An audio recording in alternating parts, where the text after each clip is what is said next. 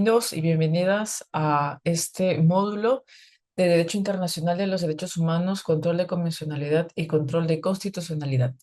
En este video hablaremos sobre el control de constitucionalidad y su articulación con los estándares internacionales. Para ello, quien les habla tendrá a cargo esta sesión. Antes de poder iniciar con los principales temas a abordar, es necesario hacer una ruta de la sesión que tendremos. En primer lugar, vamos a tratar de recordar lo que implica el control de constitucionalidad. De manera más precisa, abordar luego qué es el control concentrado y cómo se diferencia del control difuso, siendo ambos, claro, un tipo de control de constitucionalidad que reconoce nuestro sistema jurídico.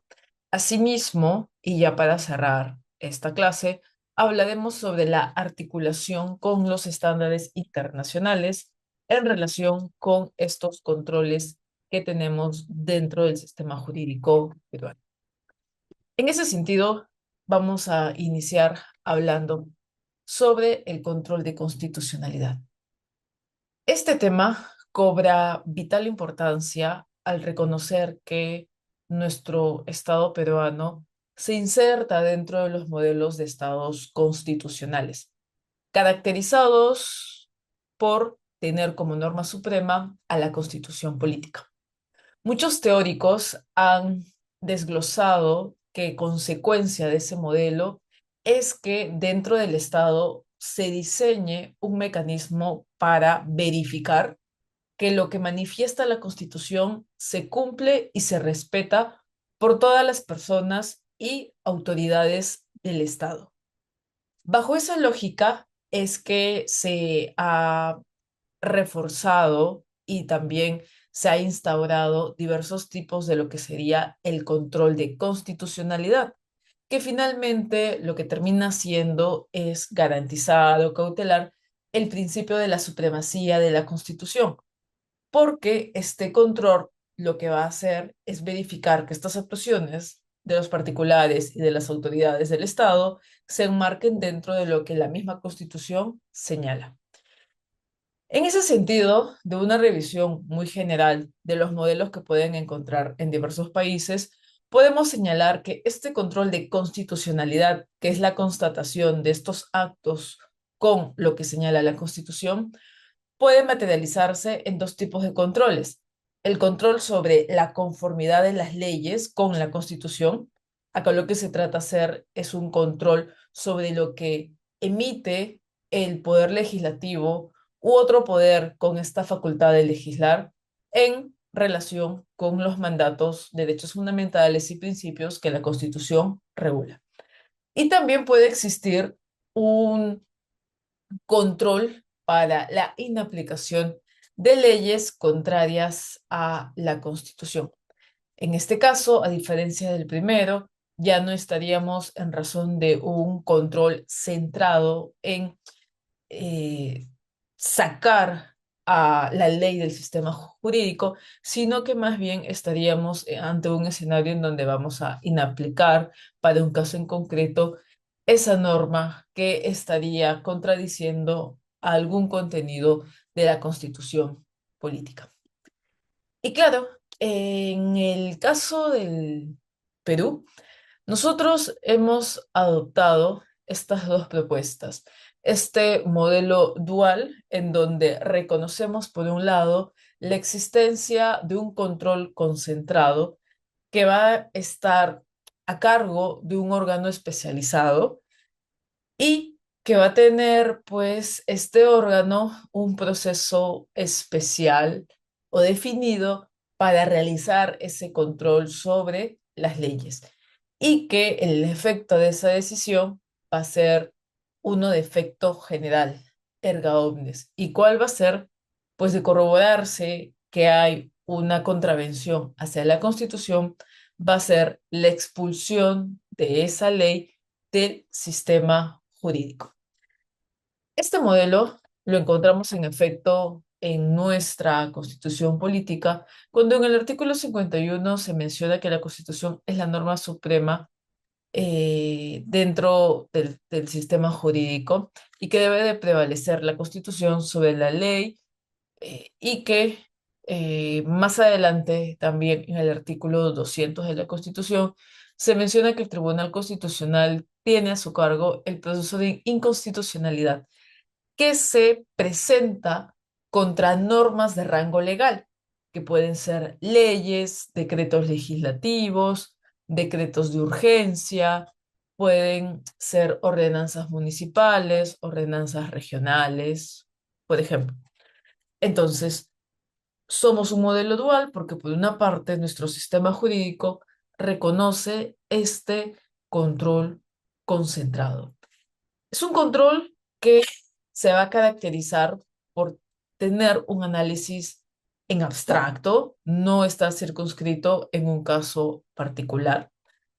Su efecto, como estamos señalando, es general, por eso que se menciona que la labor de este órgano especializado, en nuestro caso el Tribunal Constitucional, va a ser prácticamente el de un legislador negativo, porque, al igual que la ley, su sentencia del proceso de inconstitucionalidad, que es mediante el cual se materializa este control, va a tener un efecto general, como lo tiene también una ley.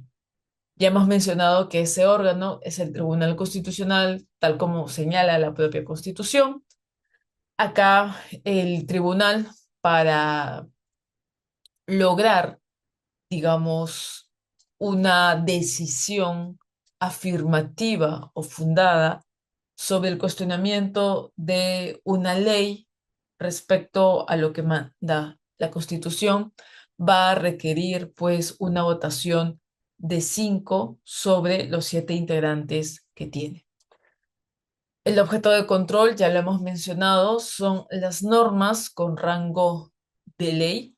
Esto quiere decir que no cualquier acto se va a someter a este tipo de control, sino que únicamente las normas que tienen este rango.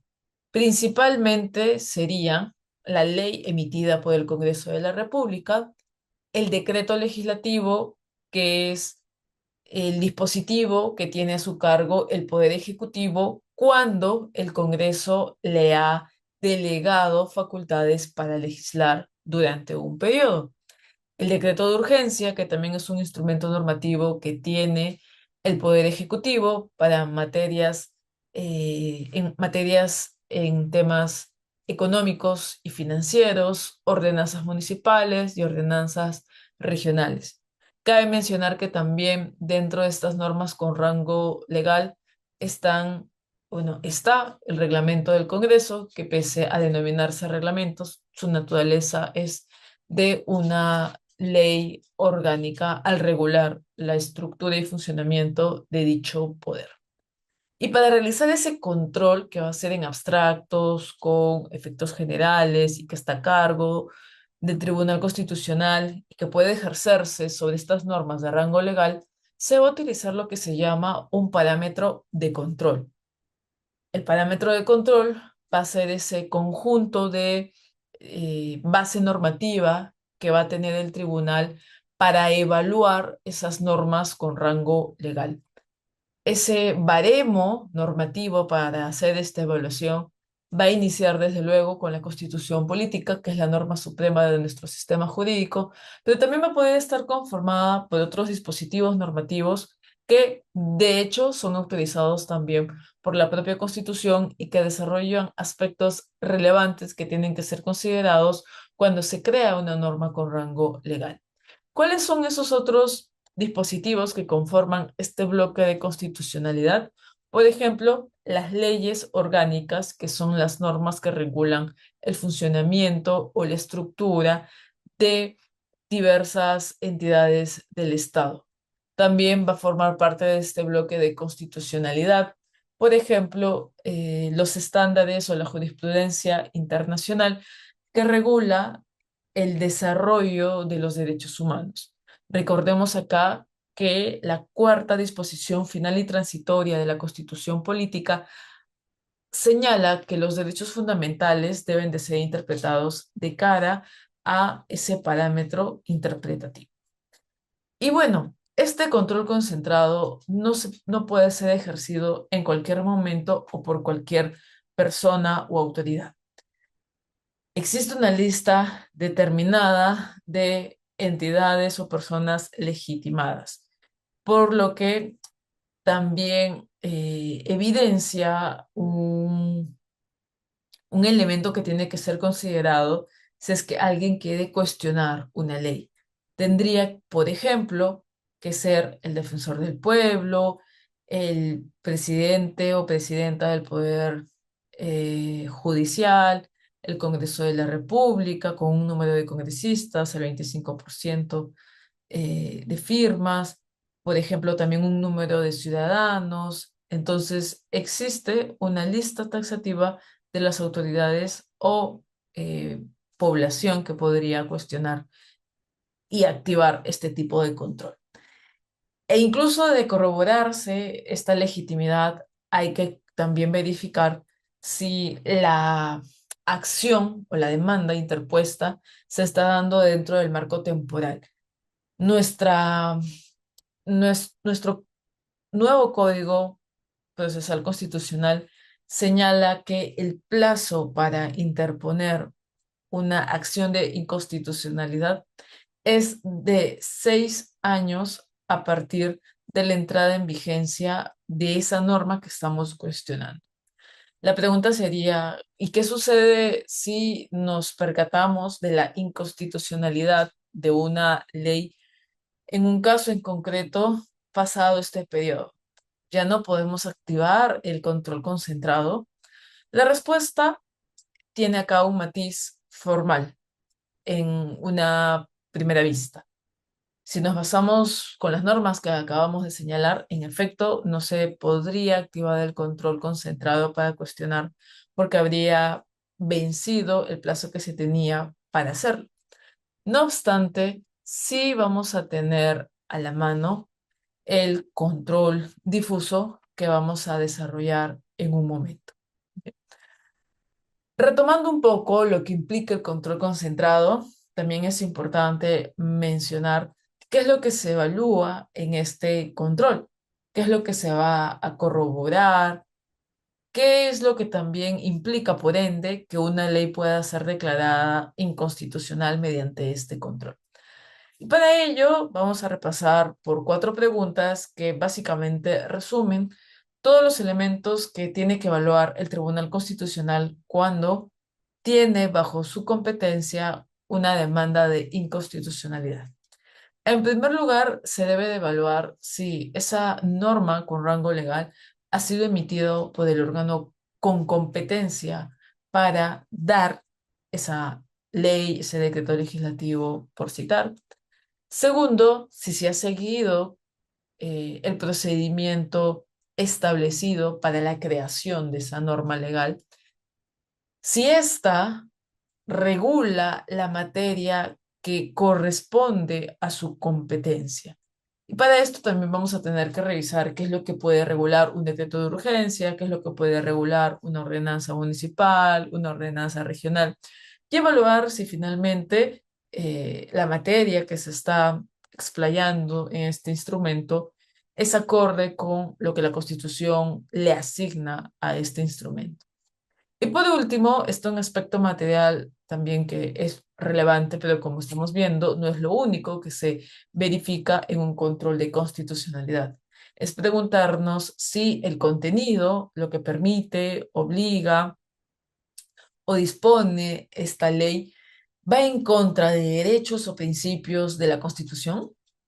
Porque desde luego podemos estar evaluando un decreto legislativo que en efecto ha sido emitido por el Poder Ejecutivo, que ha seguido todo el procedimiento teniendo una ley autoritativa por parte del Congreso, emitida dentro del plazo que tiene para aprobar este tipo de dispositivos y que está regulando las materias que exactamente le han delegado y que desde luego no está incurriendo en excesos sobre materias prohibidas, como por ejemplo una reforma constitucional.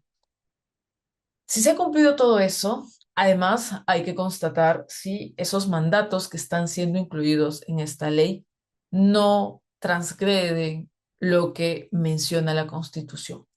Y esa evaluación es la que realiza el Tribunal Constitucional en cada caso para ver si estamos ante un control de constitucionalidad que va a prosperar al punto de expulsar esa ley del sistema jurídico.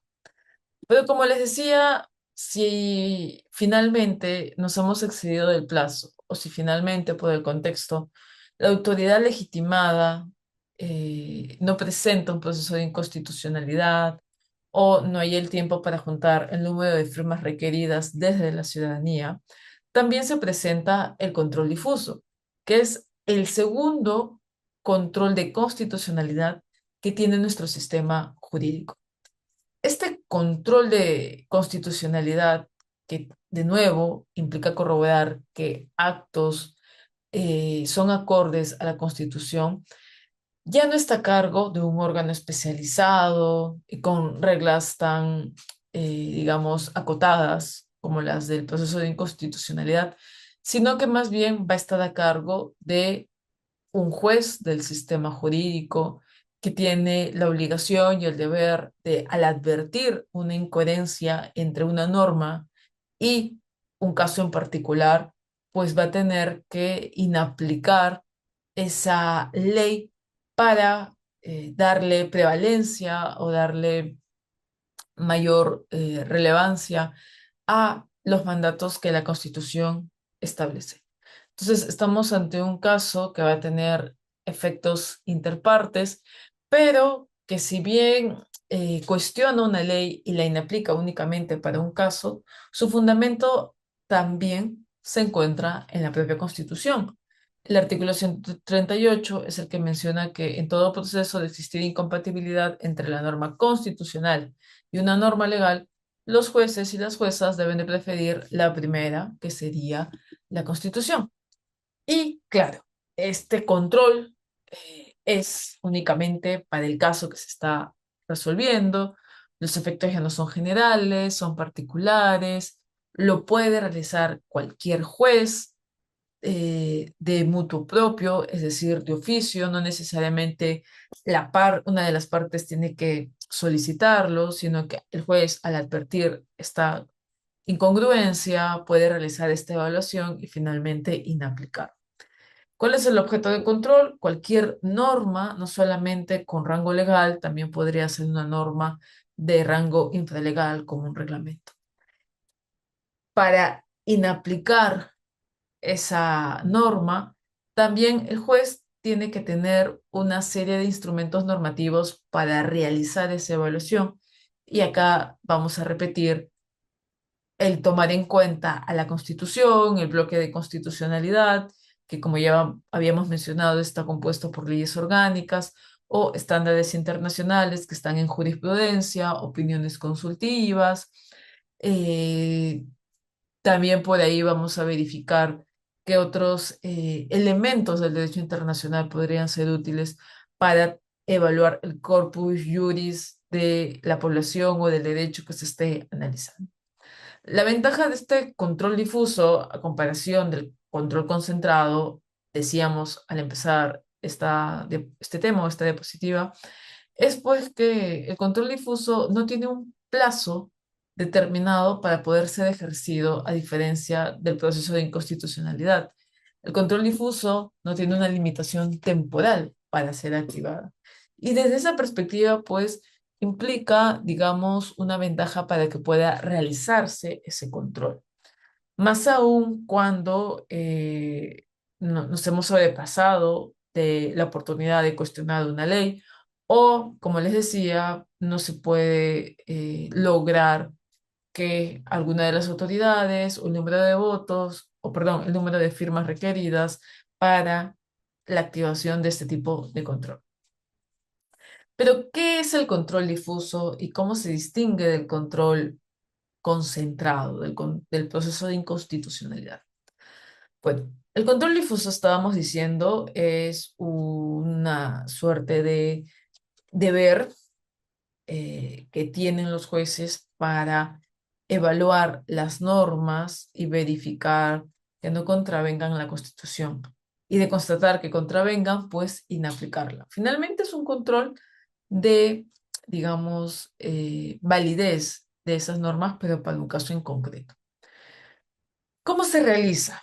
Mientras que el control concentrado tenía esta suerte de pasos que se tenían que corroborar para ver si se habían cumplido todos los criterios de validez, en el caso de control difuso, un juez o una jueza, cuando está analizando un caso y advierte que hay una ley, por ejemplo, que en ese caso va a contradecir un derecho fundamental, lo primero que tiene que hacer el juez o la jueza es verificar que esa ley eh, no pueda tener un criterio interpretativo conforme a la constitución política o, de ser el caso, conforme a los tratados de derechos humanos.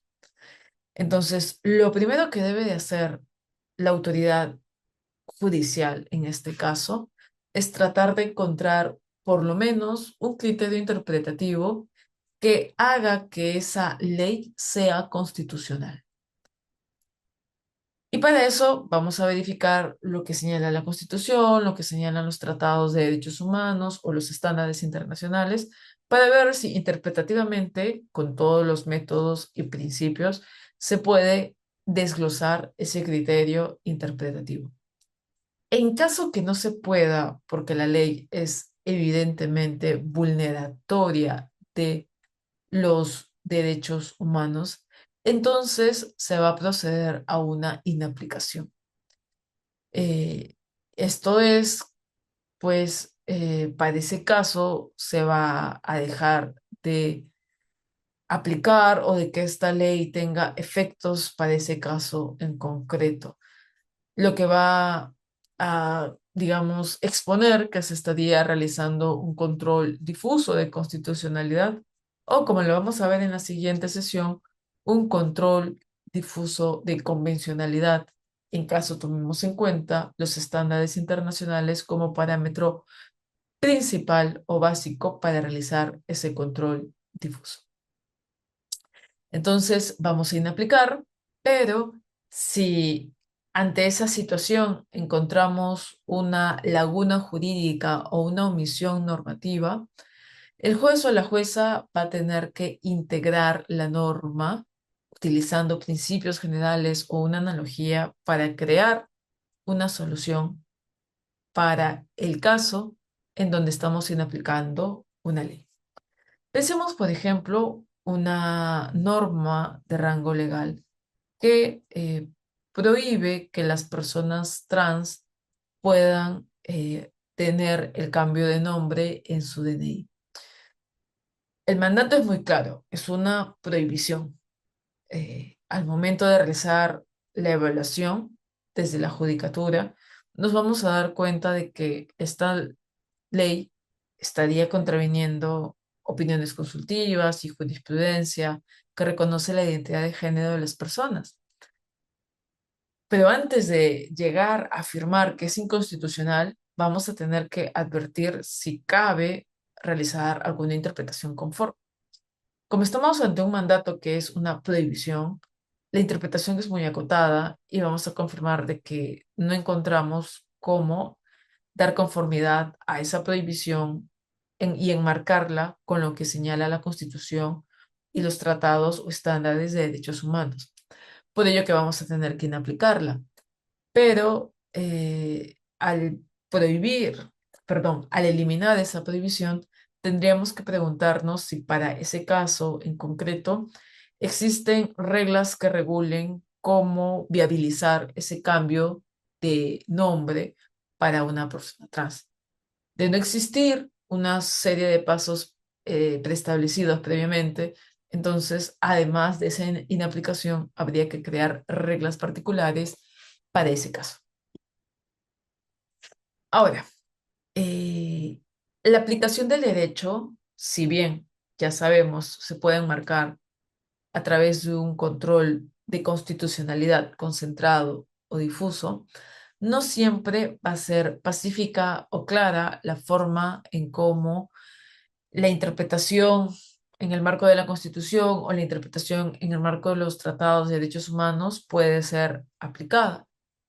Porque puede parecer que una de ellas va a tener que primar sobre la otra, o puede parecer que en algunos casos vamos a tener que decantarnos por una en desmedro del otro.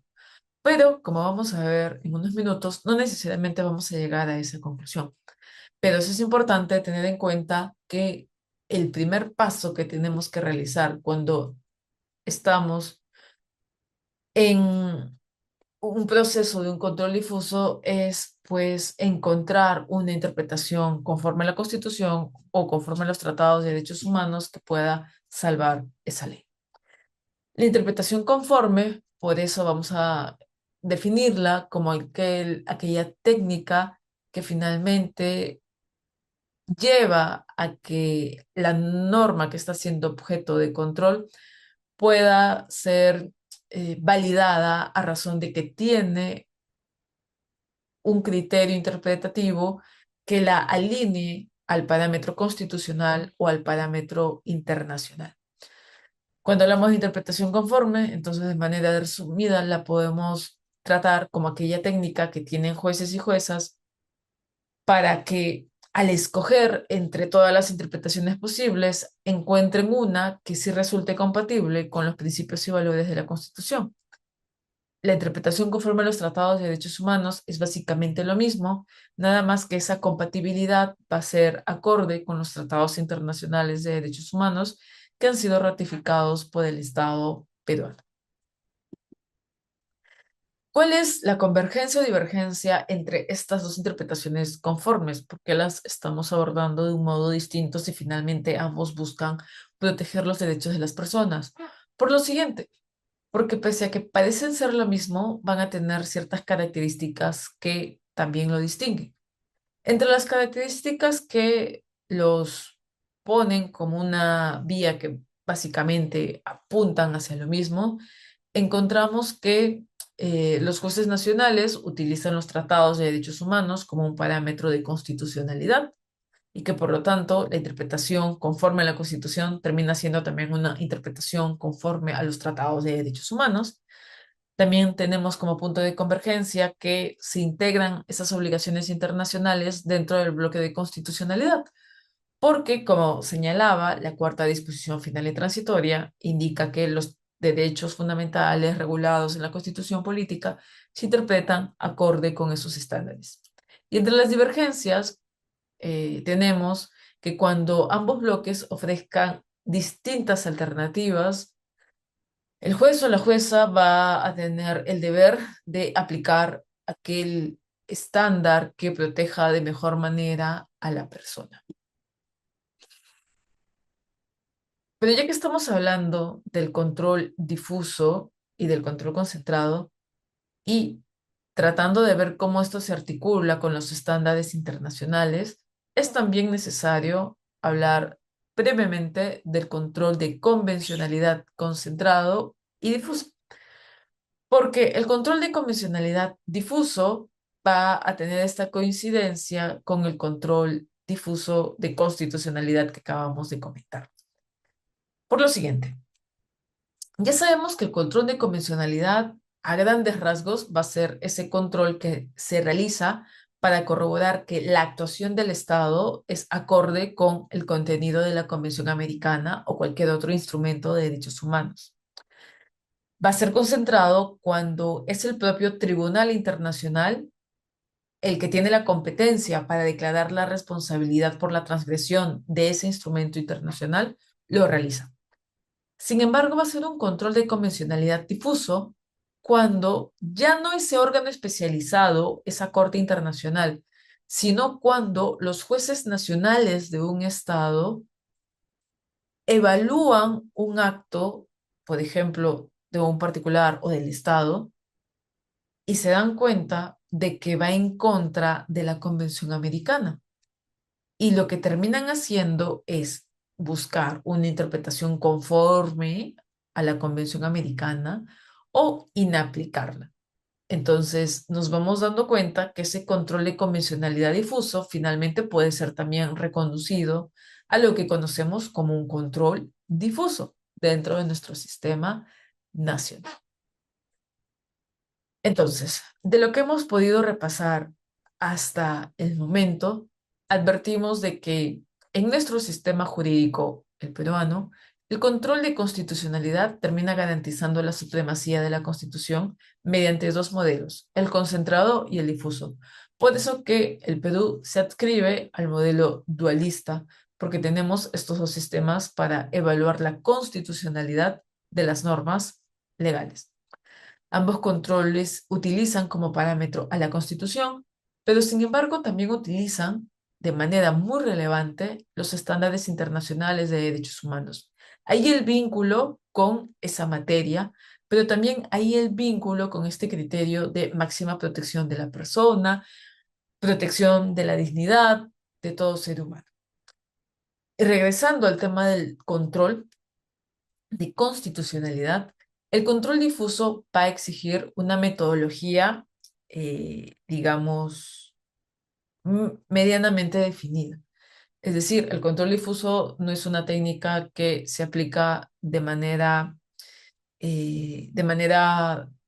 digamos, natural en el sentido de sin seguir una suerte de pasos encaminados, sino que más bien el control difuso, al significar inaplicar una ley que ha sido aprobada por el Congreso de la República, ley que goza de presunción de legalidad o de constitucionalidad, la judicatura tiene que, en primer lugar, argumentar para corroborar que hay o no una interpretación conforme a la Constitución o a los estándares internacionales, y de no existir, explicar por qué la necesidad de inaplicarla para ese caso en concreto. Y ante una omisión normativa que se pueda producir por esa inaplicación, los jueces o las juezas tienen que también, además, integrar el derecho para dar una solución a ese caso que se estaría quedando sin una consecuencia jurídica porque la que estaba prevista afecta derechos o principios constitucionales. Eso sería todo lo desglosado para esta clase. Yo les invito a repasar la lectura obligatoria para esta sesión. Queda la lectura que encuentran en el primer punto, la de Pedro Grandes, titulada El control de constitucionalidad difuso y control de convencionalidad. Muchas gracias y hasta una próxima oportunidad.